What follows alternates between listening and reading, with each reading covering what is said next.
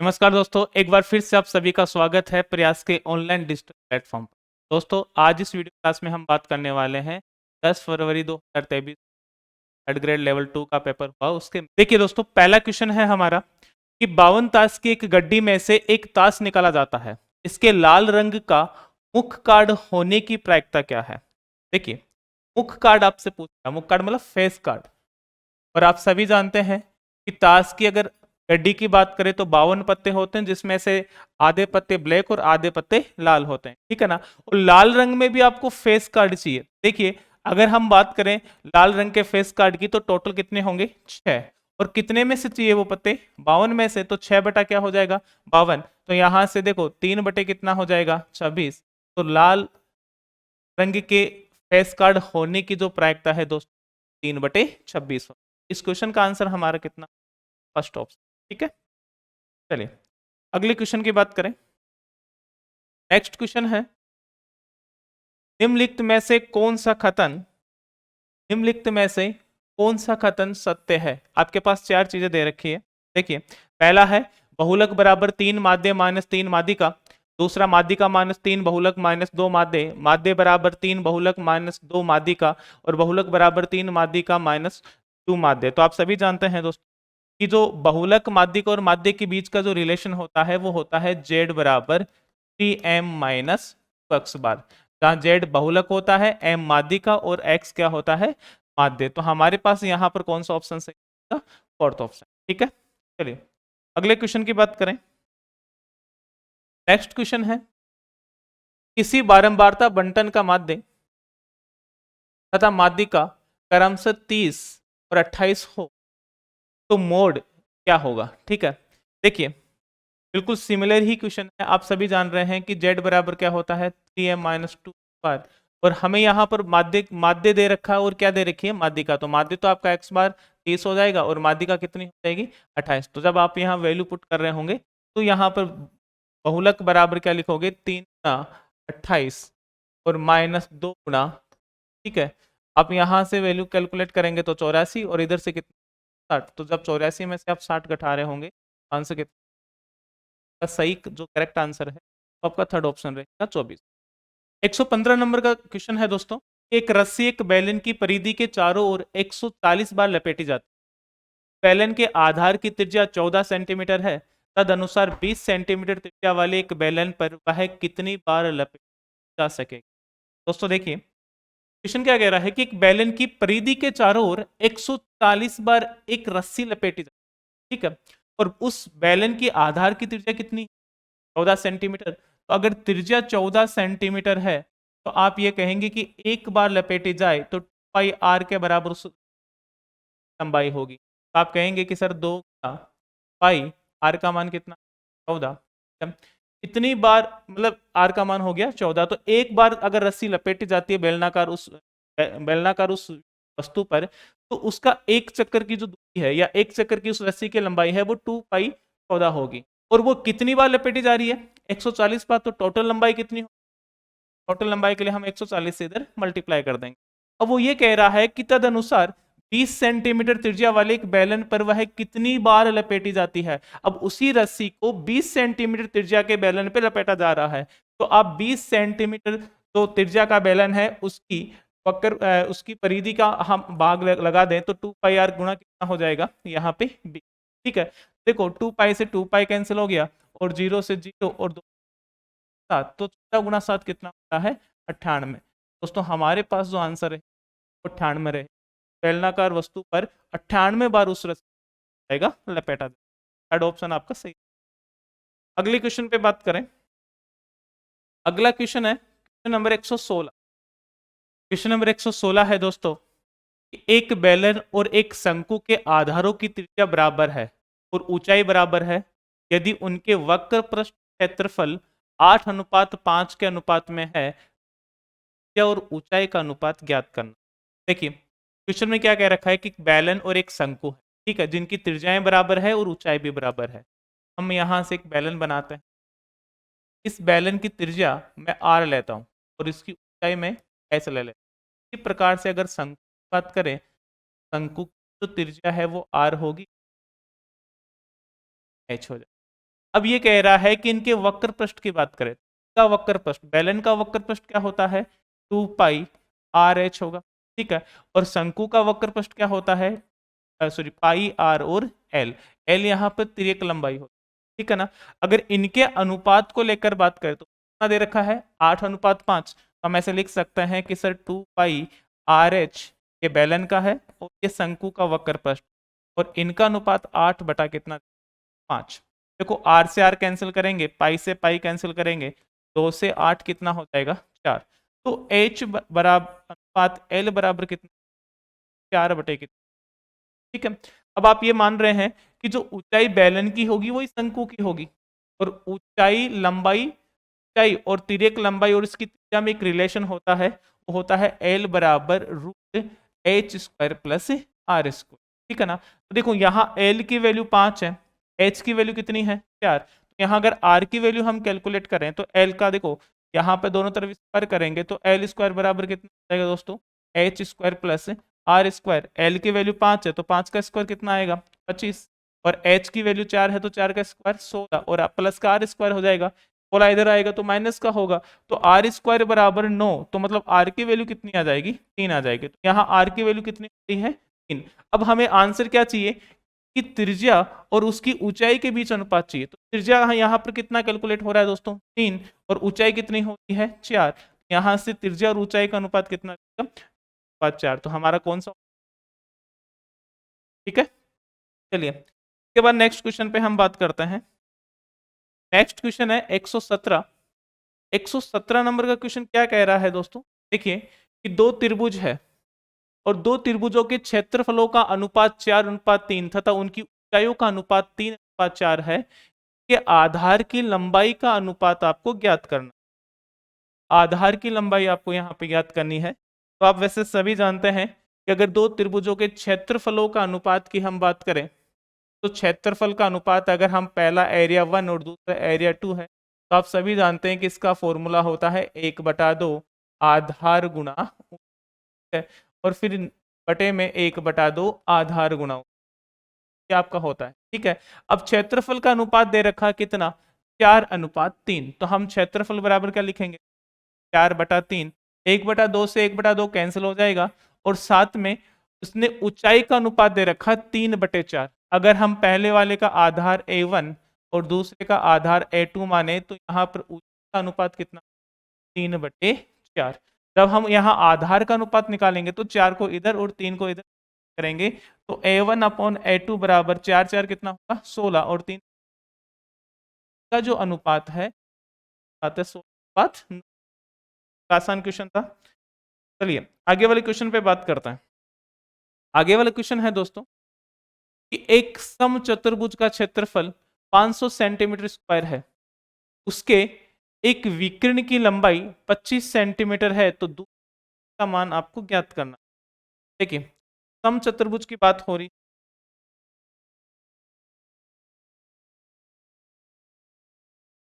है ना, समचतुर्भुज में आप क्या कह रहे हो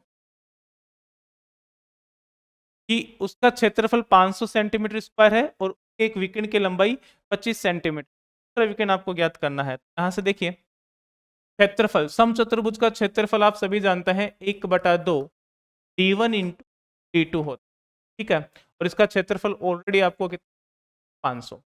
अब उसके एक विकर्ण की लंबाई दे रखी है, मान लो d1 की लंबाई दे रखी है, तो हम यहाँ से क्या लिखेंगे, 25 d2 बटे कितना हो जाएगा, 2 बराबर 500, और d2 बराबर हमें चाहिए तो 500 को हम किस करेंगे, तो का भाग लगाएंगे 25 का, तो 25 से डिवाइड करेंगे 40, कौन सा ऑप्शन, ठीक है। चलिए आगे बात करें हम। नेक्स्ट क्वेश्चन है 119। 119 नंबर का क्वेश्चन क्या कह रहा है, देखो एक आयत जिसकी लंबाई 48 मीटर है और जो चौड़ाई की 3 गुनी के परिमाप के बराबर एक वर्ग का परिमाप है, तब वर्ग का क्षेत्रफल मीटर स्क्वायर में आपको ज्ञात करना है। बोर्ड पे ध्यान दीजिए, एक आयत जिसकी लंबाई 48 मीटर है, ठीक है। अब 48 मीटर है, एल बराबर कितना है, 48 मीटर, साथ में जो चौड़ाई है वो 2 चौड़ाई की 3 गुनी है। अगर लंबाई चौड़ाई की 3 गुनी है तो चौड़ाई लंबाई की क्या होगी, 1/3। तो आप यहां से कितना बता देंगे, 10 सेंटीमीटर। ठीक है। अब वर्ग का, ये परिमाप के बराबर एक वर्ग का परिमाप है, तो अगर आयत के परिमाप को लेकर बात करें तो plus L plus B, L plus होता है, और इसका परिमाप कितना होगा, 2 × 48 प्लस, देखो कितना हो जाएगा दोस्तों, 16, और ये 64, 64 को और ये किसका परिमाप होगा, वर्ग का। तो वर्ग की भुजा हम ए माने तो एक किसके बराबर है, 4a के बराबर। तो a बराबर आपका कितना हो जाएगा, 32। अब हमें उस वर्ग का क्षेत्रफल चाहिए, तो वर्ग की भुजा अगर 32 है तो क्षेत्रफल क्या होता है, a²। तो 32 का स्क्वायर कितना, 1000। हमारे पास तो फाइनल आंसर है। चलो इसके बाद नेक्स्ट बात करते हैं, क्वेश्चन नंबर 120। क्वेश्चन नंबर 120 आपका क्या कह रहा है, देखिए कि यदि बहुपद एफ एक्स बराबर 5x² प्लस 13x प्लस के का एक शून्यांक का व्युत्क्रम है, के का मान आपको ज्ञात करना। ठीक है, देखिए इस हमारे पास जो बहुपद है वो इस प्रकार से है, 5x² प्लस 13x प्लस के का एक शून्यांक दूसरे का व्युत्क्रम है। अगर हम एक शून्यांक अल्फा माने तो 1/अल्फा। तो हमें यहाँ पर के का मान ज्ञात करना है। देखिए अगर हमारे पास इस प्रकार से एक बहुपद है तो हम ये जानते हैं कि इस बहुपद के 2 शून्यांक हैं, अल्फा और 1/अल्फा। तो दोनों का योग किसके बराबर होगा, तो दोनों का योग होगा अल्फा प्लस 1/अल्फा बराबर माइनस का b अपॉन ए। क्या होता है, माइनस b अपॉन ए। यहाँ पर देखो b की वैल्यू 13 है तो माइनस का 13, और a की वैल्यू कितनी है, 5, तो माइनस के 13/5 हो जाए। नेक्स्ट, अगर इसके दोनों गुणनफल की बात करें तो दोनों का गुणनफल किसके बराबर होता है दोस्तों, c अपॉन ए के बराबर। c कितना है यहाँ पर k, और यहाँ पर a कितना है, 5। अब देखिए अगर इस रिलेशन से हम बात करें तो यहाँ से अल्फा कैंसिल आउट होगा, तो हम 1 बराबर क्या लिख सकते हैं, 1 बराबर k/5। और जब k की वैल्यू कैलकुलेट करेंगे तो k का मान किसके बराबर रहेगा, 5 के बराबर। हमारे पास जो आंसर रहेगा वो सेकेंड ऑप्शन रहेगा। ठीक है, इसके बाद नेक्स्ट क्वेश्चन पे बात करें। नेक्स्ट क्वेश्चन है दोस्तों 121।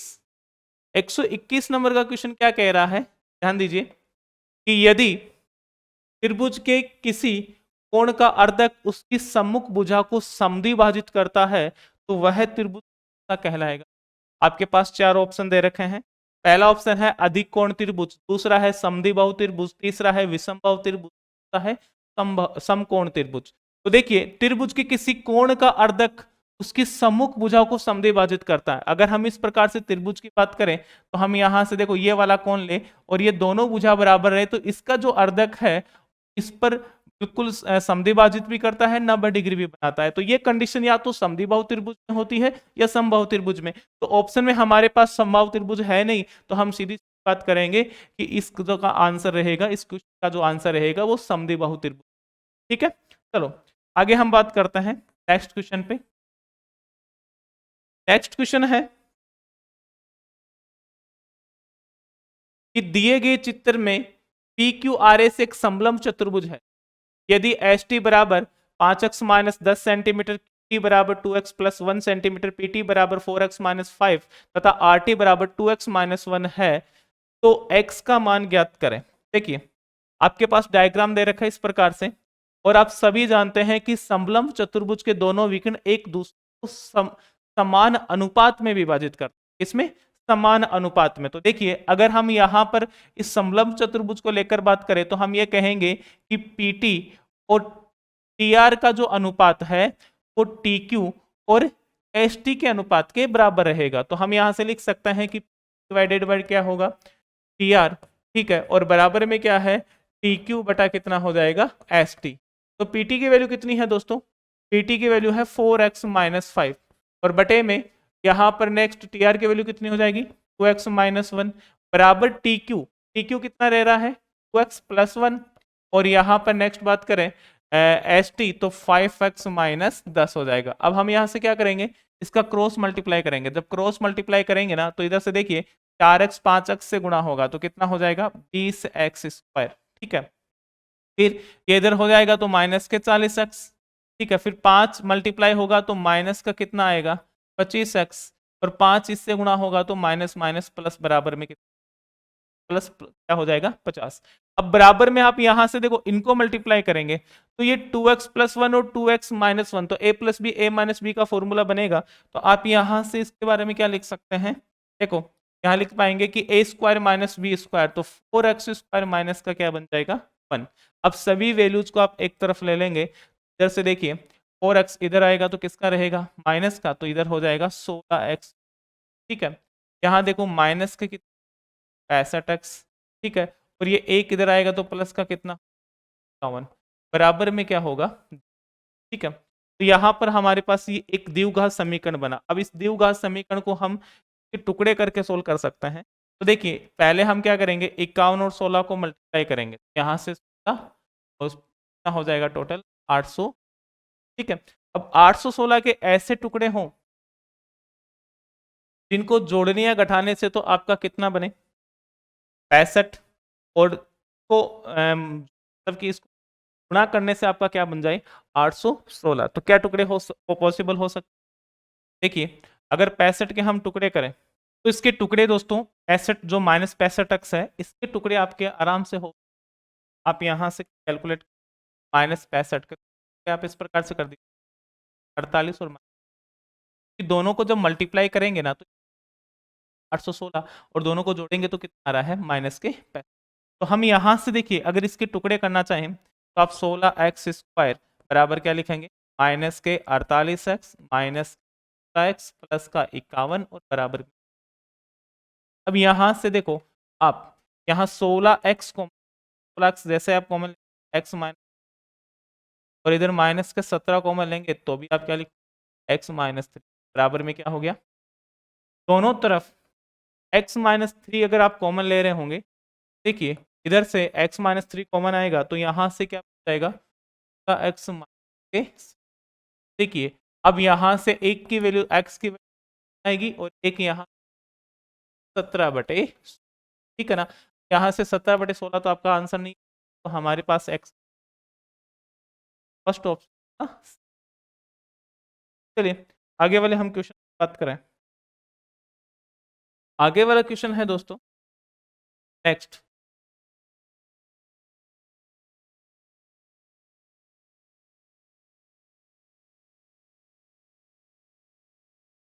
n भुजा वाले बहुभुज की भुजाओं को एक ही क्रम में बढ़ाने से बहिष्कोण का योग कितना होगा। देखिए दोस्तों आप सभी जानते हैं कि बहुभुज चाहे आपका त्रिभुज हो चाहे चतुर्भुज चाहे पंचभुज, ठीक है, सभी बहुभुजों के बाह्य कोणों का योग सदैव 360 डिग्री। यहाँ पर 360 डिग्री हमारे पास कितने बराबर है 4 समकोण, का जो सही आंसर है 4 समकोण। ठीक है, इसके बाद नेक्स्ट क्वेश्चन बात करें। नेक्स्ट क्वेश्चन है कि 5,000 रुपए के 10% वार्षिक दर से 3 वर्ष का चक्रवर्ती ब्याज तथा साधारण ब्याज का अंतर कितना।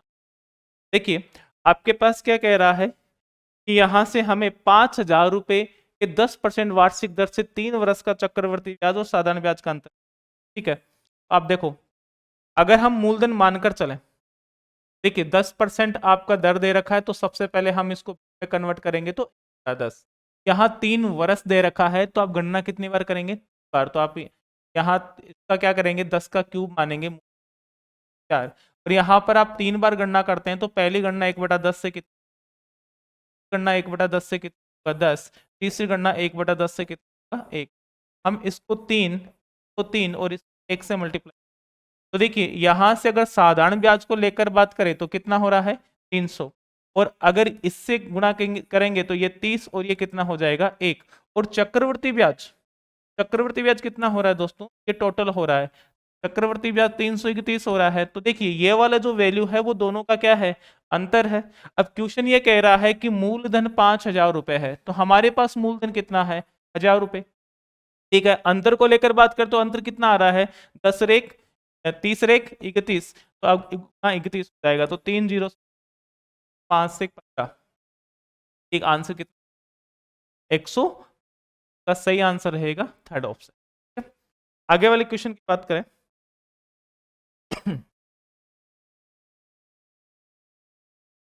आगे वाला क्वेश्चन है कि यदि m अनुपात n बराबर 3:2, तो 4m प्लस 5n अनुपात 4m माइनस 5n का अनुपात ज्ञात करना। देखिए क्या कह रहा है कि हमें m अनुपात n दे रखा है, m अनुपात n। देखिए की वैल्यू है 3:2, हमें वैल्यू किसकी चाहिए, 4m प्लस 5n बटा क्या है 4m माइनस 5n। तो m की वैल्यू तो 3 है, n की वैल्यू 2 है, तो यहाँ 4 गुना तो कितना हो जाएगा 3, प्लस फिर 5 गुना कितना हो जाएगा दोस्तों, और यहाँ पर क्या होगा वही 4 गुना कितना होगा 3 माइनस के पर देखो ये 12 बन जाएंगे, 12 और 10 कितना हो रहा है 22, और इधर 12 माइनस 10 कितना हो जाएगा 2। अगर हम कैंसिल आउट करेंगे तो 11 बटे कितना, हमारा जो आंसर है 11:1, आपका फोर्थ। चलिए आगे हम बात करते हैं। नेक्स्ट क्वेश्चन है, एक गांव की वर्तमान जनसंख्या 16,000 है, यदि वृद्धि दर 5% प्रतिवर्ष हो तो 2 वर्ष बाद गांव की जनसंख्या। देखिए सिंपल सी बात कह रखा है कि वर्तमान जनसंख्या आपकी 16,000 है, अगर 5% की अगर आप वृद्धि कर रहे हो तो 2 वर्ष बाद, 2 वर्ष बाद के लिए हम 100 कहाँ रखेंगे नीचे, और ऊपर कितना रहेंगे वृद्धि, दूसरे वर्ष भी 105 बटे कितना जाएगा। अब आप यहाँ से ध्यान दीजिए कि देखिए अगर हम 5 से डिवाइड करें तो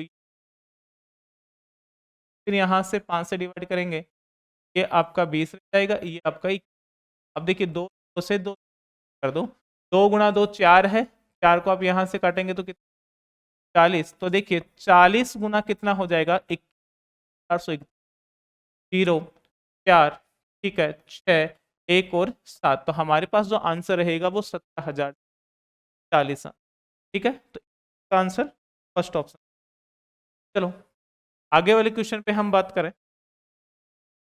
नेक्स्ट क्वेश्चन है कि 2 या 2 से अधिक रेखाओं को अलग अलग बिंदुओं पर काटने वाली रेखा कहलाती है। 2 या 2 से अधिक, 2 या 2 से अधिक काटने वाली जो रेखा है वो आपकी तिर्यक रेखा कहलाती है, तिर्यक रेखा आपका सेकंड। ठीक है, आगे नेक्स्ट बात करें। नेक्स्ट क्वेश्चन है, किसी धन पर 5 वर्ष का साधारण ब्याज उसके मिश्र धन का 2/5 हो, साधारण ब्याज की दर ज्ञात करें। देखिए तो ब्याज है वो मिश्र धन का 2/5 है, तो सिंपल सी बात है अगर अमाउंट ए है तो ब्याज कितना हो जाएगा 2। यहाँ से प्रिंसिपल कितना होगा दोस्तों, धन कितना, 5 में से 2 घटाएंगे तो अगर हमें दर चाहिए तो दर के लिए हम क्या कहेंगे कि सर ब्याज गुना 100 बटा मूलधन गुना समय, और समय कितना वर्ष दे रखा है 5 वर्ष। तो अब आप देखिए 5 से ही हो गया 20, और 20 गुना 2 40/3, मतलब आंसर कितना आ जाएगा 13 सही। कौन सा ऑप्शन सही रहेगा, थर्ड ऑप्शन। चलो अब नेक्स्ट बात करें। अगला क्वेश्चन है कि एक विक्रेता को 36 संतरे बेचने पर 4 संतरों के बराबर हानि होती, तद अनुसार उसका हानि प्रतिशत ज्ञात करना। देखिए अब बेच कितने रहे हैं 36, ये कह रहा है कि 36 संतरे बेचने, संतरे बेचने हानि हो रही है, और हानि किसके बराबर है, हानि है 4 संतरों के, 4 संतरों के विक्रय मूल्य के बराबर, किसके विक्रय मूल्य के बराबर। तो हम क्या करते हैं यहाँ पर एक वस्तु का विक्रय मूल्य, एक वस्तु का विक्रय मूल्य मैं 1 रुपए मान लेता हूं। तो देखिए अगर किसी एक वस्तु को अगर 1 रुपए में बेचा है तो कितने बेचे हैं 36, बात है 36 को कितने में, 36 रुपए में। अब एक संतरे को अगर 1 रुपए में बेच रहे हैं तो हानि होती है 4 संतरे के विक्रय मूल्य के बराबर। तो लॉस कितने का हो गया दोस्तों 4 का, तो 4 का लॉस हो गया 36 में बेचा, तो सीधी सी बात है खरीदा कितने में, तो खरीदेंगे आप 40 में। अब 40 पर कितने का हानि हुआ है 4 का, और इसका परसेंट वैल्यू निकालने के लिए किससे गुणा करेंगे 100 से। देखिए 0 से 0 और 4 से 4 कैंसिल, कितना परसेंट 10%। तो यहां से हमारा जो आंसर रहेगा वो फोर्थ ऑप्शन, 10% की आपको क्या हानि। चलो अब इससे आगे वाले क्वेश्चन की हम बात करें। नेक्स्ट क्वेश्चन है 130। 130 नंबर का क्वेश्चन क्या कह रहा है, एक व्यक्ति ने दो रेडियो 399 रुपए प्रति रेडियो के हिसाब से बेचे। से पहले रेडियो पर 5% लाभ तथा दूसरे रेडियो पर 5% की हानि। तो कुल लाभ या हानि आपको ज्ञात करनी है। चार ऑप्शन दे रखे हैं, आपको केवल रुपए में बताना है कि कितने का लाभ और कितने की हानि। देखिए, एक तरीका तो इसका ये हो सकता है कि आपने पहले वस्तु को बेचा 399 रुपए में और दूसरे को भी 399 रुपए में ही बेचा। एक पर 5% का लाभ मिला और एक पर 5% की हानि। तो आप यहां से क्रय मूल्य कैलकुलेट कर सकते हैं और फिर विक्रय मूल्य को विक्रय मूल्य को जोड़ेंगे, क्रय मूल्य को क्रय मूल्य को, आंसर निकाल। दूसरा तरीका यह हो सकता है कि अगर आप 5% का लाभ और 5% की हानि की बात करें तो इस केस के अंदर हम क्या करते हैं कि 5 को 5 से गुणा करके किससे भाग लगाते हैं, तो 25/100, या आप ऐसा कह सकते हैं कि 0.25% क्या हुई है, हानि हुई। ठीक है, अब आप यहां से देखिए कि टोटल पर 0.025% की हानि हुई और एक को कितने में बेचा दोस्तों, एक को आपने बेचा 399 रुपए, दो वस्तुओं को बेचेगा 399 प्लस 399, आपका ये कितना हो जाएगा, आपका यहां से हो जाएगा 798 रुपए। कितना हो जाएगा, 798, 303 और 798 रुपए में बेचा। अब आप सिंपल सी बात करिए, यहाँ विक्रय मूल्य आपका 798 रुपए है और आपको 0.5% हुई है, हानि हुई। तो आप सिंपल सा कैलकुलेट कर सकते हैं कि हानि 0.25% की है, मतलब आप यहां से कितना सकते हैं, देखो यहां से 0.25/100 लिखेंगे, या आप इसको ऐसे कह सकते हैं कि अगर इसका पॉइंट अगर हटाए तो आप 25 बटा कितना, ठीक है, 25 से डिवाइड होगा 4, तो सीधी सी बात है इसकी जो फ्रैक्शन वैल्यू है वो 1/400 हो जाएगी। ये तो आपका क्या हो जाएगा, क्रय मूल्य है, और ये आपका क्या हो जाएगा, लॉस। तो देखो 400 में अगर आपने खरीदा और एक हानि पर बेचा तो जो विक्रय मूल्य है वो कितना होगा, 99 रुपए ही होगा, सीधी सी बात है। आप यहां से ये कह सकते हैं कि बता रहा है 798, हम 399, और अगर हानि की बात करें तो कितना है, एक, तो यहां से कैंसिल आउट हो गया, बात है दो। ये भी आपका कैलकुलेशन हो सकता है और आप इस प्रकार से कैलकुलेट, बात में तो है अपनी, यह है कि इस तो रुपए की हानि।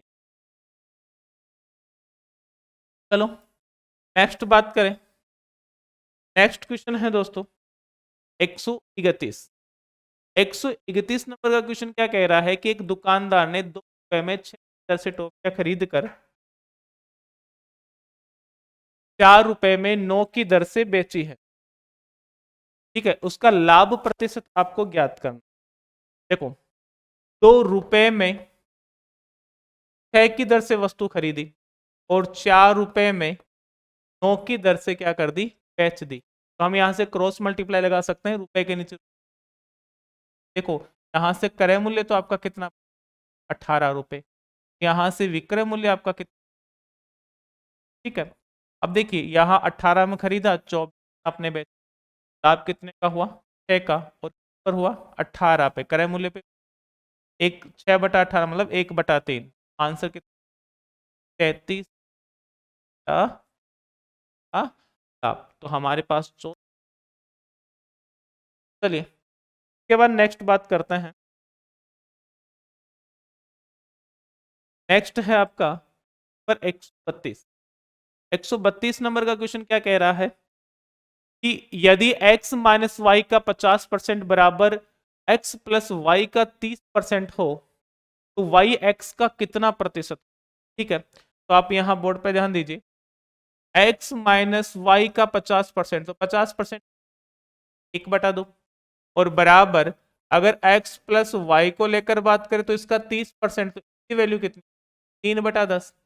आप यहां से क्रॉस मल्टीप्लाई करिए तो 10 इधर मल्टीप्लाई होगा, 10x माइनस कितना हो जाएगा, 10y। ठीक है, और देखो 2 इधर होगा और 3 ऑलरेडी है तो 6 मल्टीप्लाई होगा, तो ये 6x प्लस 6y, x को x की तरफ लेके आओ, ये आपका 4x बचेगा और इधर आपका कितना हो जाएगा 16y। अब x बटा y को लेकर बात करें तो 16 बटे कितना हो जाएगा दोस्तों 4। यहाँ से 4 बटा कितना 4 से कैंसिल आउट हो जाएगा। अब आपको क्या रहा है कि y किसका x का कितना परसेंट है, तो y कितना है 1 है, और किसका है x का, तो x की वैल्यू कितनी है 4, और इसका परसेंट वैल्यू निकालने के लिए कितना करेंगे, तो हमारे पास जो आंसर है 25% का जो सही आंसर है। ठीक है, चलो इससे नेक्स्ट आगे वाले क्वेश्चन बात करें। पर है 133। 133 नंबर का क्वेश्चन क्या कह रहा है, देखो कि यदि दो अंकों वाली संख्या के अंकों का योग 10 है तथा अंकों को पलटने पर बनी संख्या को मूल संख्या से घटाने पर परिणाम 36 प्राप्त होता है, तो संख्या क्या होगी। देखिए आप इसको प्रोसेस से भी कर, अगर ऑप्शन को लेकर बात करें, देखो दो अंकों वाली संख्या के अंकों का योग 10 है। यहां पर देखिए पहला है 5 और 3 35, मतलब 8 10 नहीं हो रहा है, इसलिए ये आपका ऑप्शन गलत। खैर 3 9 ये भी गलत होगा, 8 और 5 13 ये भी गलत होगा, और 7 और 3 10, तो यहाँ तीनों ऑलरेडी ही सबकी हट 73। एक तरीका आपका ये हो गया। दूसरा आप ऐसे कर इसको प्रोसेस से करें तो दो अंकों वाली संख्या का अंकों का योग कितना है 10। अगर दो अंकों वाली संख्या को हम 10x प्लस वाई कहें तो हम कह रहे हैं कि सर x प्लस वाई की जो वैल्यू है वो 10 दे रखी है। ये इक्वेशन आपकी फर्स्ट हुई। फिर इसने कहा कि अंकों को उलटने पर बनी संख्या को मूल संख्या में से घटाने पर ना, तो मूल संख्या कितनी है, मूल संख्या 10x प्लस वाई है। अब अंकों को पलट रहे हैं तो संख्या क्या बनेगी 10y प्लस x हो जाएगा। ठीक है, और देखो घटाने पर इसका जो परिणाम है वो कितना प्राप्त हो रहा है 36, बराबर आपका 36 रहेगा। आप यहां से देखिए 10x प्लस वाई माइनस के 10y माइनस के x बराबर कितना हो गया 36। अब यहां से आप देखिए माइनस का x प्लस के 10x, ये 9x हो गया, और इधर माइनस के 9y बच गया बराबर 36। आप चाहें तो 9 का भाग लगा दो, तो x माइनस वाई बराबर कितना हो जाएगा 4। ये आपका समीकरण सेकंड होगा। दोनों समीकरण देखिए, समीकरण फर्स्ट और सेकंड को जोड़ेंगे तो यहाँ y से y कैंसिल हो जाएगा, x और x कितने हो जाएंगे 2x। तो 2x की वैल्यू किसके इक्विवेलेंट रहेगी 10 और 4 14 के इक्विवेलेंट रहेगी। तो x की वैल्यू कितनी आ गई 7।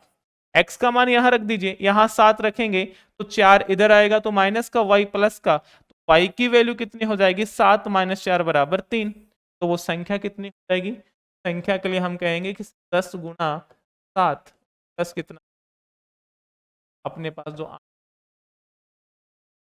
उम्मीद है दोस्तों ये क्वेश्चन भी आप लोगों को ठीक है। आगे वाले क्वेश्चन पे हम बात करें। नेक्स्ट क्वेश्चन है 134। 134 नंबर का क्वेश्चन क्या कह रहा है, देखो कि के किस मान के लिए समीकरण युग्म 3x माइनस 2y बराबर 0 तथा 4x प्लस 5y बराबर 0 के अनंत हल होंगे। देखिए दोस्तों अनंत हल है तो सीधी बात है दोनों रेखाएं समपाती है। अब जब दो रेखाएं समपाती है तो हम यहां पर कहते हैं कि सर a1 अपॉन a2 होता है अपॉन a1 अपॉन। तो यहां से देखिए पहला समीकरण है 3x माइनस 2y बराबर 0, और दूसरा रैखिक समीकरण है kx प्लस 5y बराबर 0। तो आप यहां से देखिए 3 बटा k का मान किसके बराबर रहेगा माइनस। तो अब यहां से देखो k इधर जाएगा 5 इधर, तो आप ऐसे कहेंगे माइनस 2 के बराबर कितना 15। तो k की वैल्यू कितनी हो जाएगी माइनस बटे हमारे पास जो माइनस। अब नेक्स्ट क्वेश्चन पे हम बात करें, क्वेश्चन नंबर 135 है। देखिए 135 नंबर का क्वेश्चन क्या कह रहा है कि यदि ए स्क्वायर माइनस 6 माइनस 1, देखो ए स्क्वायर माइनस 6 माइनस 1 बराबर क्या है 0, और मान हमें क्या चाहिए ए स्क्वायर प्लस 1 बटा ए स्क्वायर का। तो सबसे पहले हम क्या करते हैं कि एक का भाग लगाते हैं।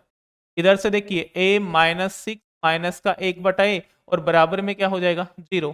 फिर a माइनस 1/a 6 को इधर ट्रांसफर करेंगे तो प्लस का हो जाएगा। अब इससे हमें क्या चाहिए, ए स्क्वायर प्लस 1/a² की वैल्यू चाहिए। मतलब स्क्वायर प्रॉपर्टी आप यहां लगाएंगे तो स्क्वायर प्रॉपर्टी के लिए आप क्या करोगे कि ए स्क्वायर प्लस 1/a² की जो वैल्यू कैलकुलेट होके आएगी वो 6 का स्क्वायर 36 और प्लस का 2 बराबर कितना हो जाएगा 38 हो। ठीक है, तो हमारे पास जो आंसर रहेगा 38। ठीक है, चलिए इसके बाद नेक्स्ट क्वेश्चन पे हम बात करें। नेक्स्ट क्वेश्चन है 136। 136 नंबर का क्वेश्चन क्या कह रहा है दोस्तों, देखिए किसी संख्या को 192 से भाग करने पर शेषफल 38 मिलता है। ठीक है, तो उसी संख्या के 4 गुने में 16 का भाग देने पर शेषफल कितना।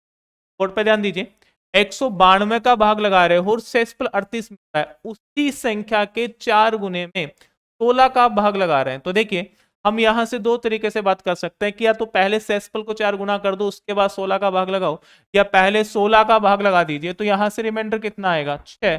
अब संख्या को 4 गुना किया है तो इसको भी 4 गुना करेंगे, तो यहाँ 4 गुना करेंगे तो कितना आ जाएगा 24। तो शेषफल 24 आता है। लेकिन आप समझिए कि किसी संख्या में 16 का भाग देने पर शेषफल 24 पॉसिबल है, तो आप कहेंगे बिल्कुल नहीं। तो फिर 24 में वापस 16 का भाग लगाएंगे तो यहां से रिमाइंडर कितना आएगा 8। तो इसका जो सही आंसर है वो थर्ड ऑप्शन रहेगा 8। ठीक है, अगले क्वेश्चन पे बात करते हैं दोस्तों। अगला क्वेश्चन क्या कह रहा है, 137 नंबर का क्वेश्चन है कि निम्न में से कौन सा कथन असत्य है। 4 ऑप्शन आपके सामने है। पहला कि सभी भिन्न परिमेय संख्या होती है। ये बिल्कुल सही बात है, ये वाला स्टेटमेंट आपका राइट है कि सभी भिन्न क्या होती है परिमेय। हम ऐसा कहते हैं कि सभी भिन्न परिमेय होती है, लेकिन आवश्यक नहीं कि सभी परिमेय आपकी भिन्न हो। दूसरा, एक उचित भिन्न का व्युत्क्रम एक अनुचित भिन्न होता है। आप सभी जानते हैं कि उचित भिन्न कौन सी होती है, जिसका अंश छोटा होता है हर से। जैसे 4/7 है तो 4/7 एक उचित भिन्न है। अगर हम इसका व्युत्क्रम करेंगे तो 7/4 होगा। तो 7/4 कौन सी भिन्न है, अनुचित भिन्न है। तो ये भी बिल्कुल सही है कि एक उचित भिन्न का व्युत्क्रम क्या होता है, अनुचित भिन्न। ठीक है, इसके बाद तीसरा है कि एक अनुचित भिन्न का व्युत्क्रम एक उचित भिन्न होता है। सीधी बात है, ये अनुचित भिन्न है, इसका व्युत्क्रम कितना हो जाएगा 4/7। ये स्टेटमेंट भी सत्य है।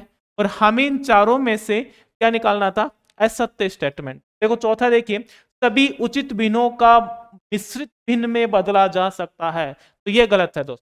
देखिए मिश्रित भिन्न क्या होती है, पूर्ण संख्या और उसके साथ जो उचित भिन्न होता है वही मिश्रित। तो इसने कहा कि उचित भिन्नों को, तो क्या 4/7 एक उचित भिन्न है, क्या इसको किसी मिश्रित भिन्न में बदला जा सकता है। तो आप कहेंगे नहीं। लेकिन मैं कहूं कि सर 22/7 है, ये अनुचित है, इसको उचित में बदलिए। तो 7 का भाग लगाएंगे, 7 3 1 बच गया और भाग किसका 7 का। तो अनुचित भिन्न को मिश्रित भिन्न में बदला जा सकता है, तो देखो उचित भिन्न को नहीं बदला जा सकता। इसलिए इन चारों में से कौन सा ऑप्शन करते रहेगा, फोर्थ ऑप्शन। लेकिन असत्य पूछा है तो इस रिक्वायरमेंट से हमारा जो आंसर रहेगा वो फोर्थ। ठीक है, चलो आगे हम बात करें। अगला क्वेश्चन है 138 कि यदि n एक प्राकृत संख्या है तो रूट n होगी। देखिए दोस्तों, n एक प्राकृत संख्या है तो हमें रूट n की वैल्यू चाहिए। तो ऑप्शन में दे रखा हमेशा प्राकृत संख्या होगी, हमेशा अपरिमेय संख्या होगी, हमेशा परिमेय संख्या होगी, हमेशा परिमेय अथवा अपरिमेय होगी। तो सिंपल सी बात है, आप समझिए कि रूट जिसका रूट पूरा पूरा आता है, जिनका रूट पूरा पूरा होता है वो परिमेय होगी, और जिनका नहीं आता है वो अपरिमेय संख्या होगी। तो अगर n प्राकृत संख्या है तो रूट n की जो पॉसिबिलिटी है, अगर n बराबर 1 रखे तो रूट 1 वैल्यू कितनी आ गई 1, n बराबर 2 रखे तो रूट 2 वैल्यू कितनी आ गई 2। ठीक है, n बराबर 4 रखेंगे तो 4 का रूट कितना आ जाएगा दोस्तों 2। तो देखिए कभी तो रूट हट रहा है, कभी नहीं हट रहा। नहीं हट रहा है तो अपरिमेय, और हट रहा है तो परिमेय। तो यहां पर हमारे पास दोनों ऑप्शन है। देखो चौथा ऑप्शन क्या दे रखा है कि परिमेय अथवा अपरिमेय। तो इसका सही आंसर क्या रहेगा, परिमेय अथवा अपरिमेय संख्या। ठीक है, चलो अगले क्वेश्चन पे हम बात करें। नेक्स्ट है 139 नंबर का क्वेश्चन कि यदि 1/216 की पावर -2/3 है, प्लस 1/256 की पावर -3/4 है, प्लस 1/243 की पावर -1/5 है, तो इसका हमें आंसर चाहिए। बोर्ड पर ध्यान दीजिए। देखो अगर हम 216 की बात करें और यहाँ पर माइनस में पावर है, माइनस में 2/3 है, तो माइनस वाली पावर को अगर आप ऊपर लेके जाएंगे तो प्लस की हो जाएगी। तो हम इसको क्या लिख सकते हैं, 216 की पावर 2/3, फिर प्लस। इसी प्रकार हम इसको लिखेंगे 256 की पावर कितनी, 1/4। फिर इसी प्रकार हम इसको लिखेंगे कि 243 की पावर कितनी हो जाएगी दोस्तों, 1/5। अब आप देखो 216 को क्या लिखेंगे, 6 की पावर 3 लिखेंगे। क्या लिखेंगे, 6 की पावर 3। ठीक है,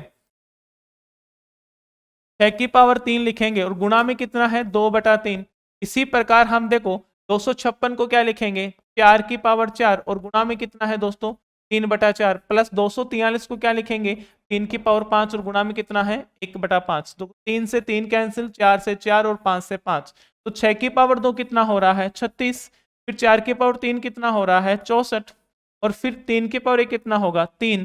तो देखिए 90, 100 और 3 टोटल कितना हो गया, 103। यहां से हमारा जो आंसर रहेगा वो 103 का जो आंसर है वो पहला ऑप्शन रहेगा। ठीक है, चलो अब लास्ट एंड फाइनल क्वेश्चन की हम बात करते हैं। क्वेश्चन नंबर है हमारे पास 140। 140 नंबर का क्वेश्चन क्या कह रहा है दोस्तों, कि यदि 9 की पावर n इंटू 3 की पावर 5 इंटू 27 की power 3 divided by 3 into 81 to power 4 equal to 27, find the value of n। तो हम से n की वैल्यू निकालना चाहते हैं, n 9 की पावर n से। देखो समझिए, यहां से n की वैल्यू हम निकालना चाहते हैं, तो सबसे पहले हम सभी को 3 के रूप में लिखेंगे। 9 की पावर n को हम क्या लिखेंगे, 3 की पावर 2n, क्योंकि 3 की पावर दोनों हो रही है। ठीक है, फिर गुणा में 3 की पावर कितनी हो जाएगी दोस्तों, 5। फिर यहाँ 27 की पावर 3 है, तो 27 को 3 की पावर 3 लिखेंगे और 3 गुणा में है तो कितना हो जाएगा, 9 हो जाएगा। बटे में 3 गुणा 81 को 3 की पावर 4 और 4 गुणा में होगा तो 4 4 कितना होगा, और बराबर में कितना हो जाएगा दोस्तों, 3 की पावर 3। अब देखिए आधार समान है, गाते जुड़ जाएंगे, पर क्या बनेगा, 2n प्लस 5 और 9 कितने हो रहे हैं, 14 बटे कितना हो जाएगा, यहाँ पर पावर 1 है तो 13 3 की पावर कितनी हो जाएगी, 17। और इधर सामने क्या हो जाएगा, 3 की पावर 3। अब देखिए अब 17 को ऊपर लेके जाएंगे तो किसका होगा, माइनस का। तो इधर बनेगा 3 की पावर 2n प्लस के 14 और माइनस के 17। तो सीधी बात है माइनस का रह जाएगा, 3 रह जाएगा। और बराबर में क्या है, 3 की पावर 3। अब देखिए बराबर के दोनों तरफ अगर आधार समान है तो घातें भी क्या होंगी, इक्वल होगी। तो 2n माइनस 3 बराबर कितना लिख पाएंगे, 3। 3 उधर जाएगा तो 2n इक्वल टू कितना हो जाएगा दोस्तों, 6। और n की जो वैल्यू है वो कितनी आ जाएगी, तो इसका जो सही आंसर है दोस्तों, थर्ड ऑप्शन रहे। उम्मीद है दोस्तों कि सारे क्वेश्चंस आप लोगों को क्लियर हो गए। बाकी चर्चा करेंगे हम अगली क्लास में। बहुत बहुत धन्यवाद।